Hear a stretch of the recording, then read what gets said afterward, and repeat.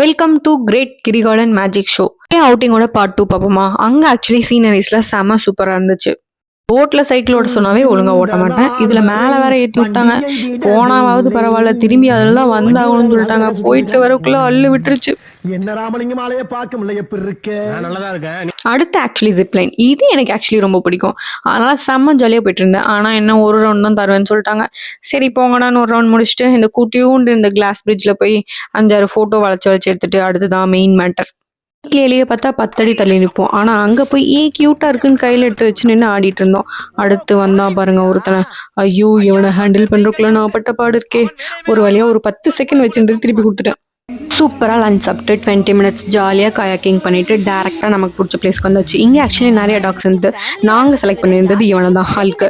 இவனுக்கு just 4 years தான் ஆகுது, ஆனால் சரியான க்யூட் அண்ட் சமத்து. ஆக்சுவலி நான் அவனை வாக்கிங் கூட்டிகிட்டு போகல, அவன் தான் என்னை கூப்பிட்டு போயிட்டு இருக்கான்.